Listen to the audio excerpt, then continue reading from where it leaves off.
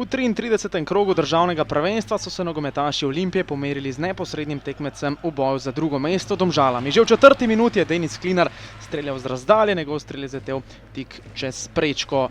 Dobrih 10 minut kasneje pa vodstvo Olimpije Dino Štiglec je izvedel prosti strel in z natančno podajo našel svojega rojaka Leona Benka. Prvi strelec Olimpije je dosegel svoj 9. zadetek v letošnji sezoni, takole z močnim strelom premagal gostujočega vratarja.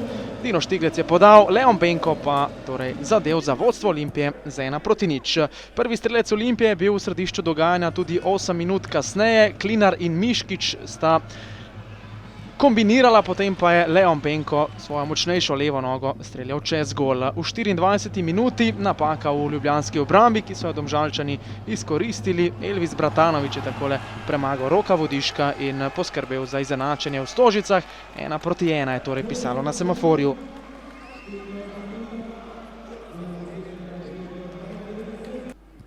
Deset minut kasneje nova priložnost za Olimpijo. Danijel Miškič je sprejel podajo Bajriča, našel Iso, mladi Ganec pa je takole streljal mimo leve vratnice in ostal pri 2 zadetkih v tej sezoni.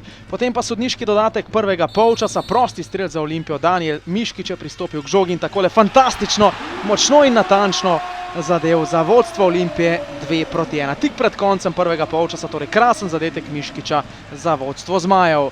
To je bil Miškičev 4. zadetek v letošnji sezoni. Tako na začetku drugega polčasa kot za Ljubljančane in Nemanja Mitrović iz neposredne bližine žoge ni uspel poslati v mrežo. V 66. minuti prosti strel za Olimpijo, izvedel ga je Miškič, našel je v kazenskem prostoru Bajriča, slednji pa je streljal mimo leve vratnice. Zatem je v igro vstopil Kingsley Boateng in že nekaj sekund potem napaka v domžalski obrambi. Andraž Kirm je našel Boatenga. Ganec z italijanskim potnim listom pa je torej zgolj nekaj sekund po vstopu na zelenico, po povratku, po poškodbi zadev prvič v dresu Olimpije in povedel svoje moštvo v vodstvo s 3:1. Gostje so poskušali doseči zadetek, ki bi jih vrnil v tekmo. V 82. minuti je poskušal Alen Ožbolt, toda Rok Vodišek se je izkazal z dobro obrambo in poskrbel, da je ostalo pri rezultatu 3:1. Minuto kasneje podaja z desne strani Denisa Klinarja. Leon Benko je streljal z glavo, toda žoga je zaletela mimo desne vratnice. Ljubljančani so torej opisali pomembno zmago s 3:1, v torek pa jih čaka nov obračun ob 20:15 v Kopru. Pa naravno, svi smo glave skupili, rekli smo da na utakmicu idemo na sve ili ništa, jer nam je to bitna utakmica za drugu poziciju i za Europu i danas smo poginuli na terenu. Peli nas u 45. minuto, kaj se ti je mudilo po glavi, krasan gol s prostega strela? Pa ništa, skoncentrirao sam se, smirio sam se, znao sam da moram zabiti jer nam je to jako bitno i hvala Bogu je ušla lopta u gol. Yeah, it was a tough match.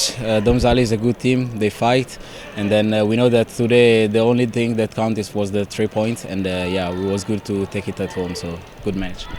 You couldn't imagine better comeback from injury, you come on the pitch and you also immediately scored the goal. Yeah, it was a hard time for me, staying outside, looking my teammate is suffering, and yeah, it was good to come back and finally I get the first goal for Olympia, so it's a good feeling for me. Yeah.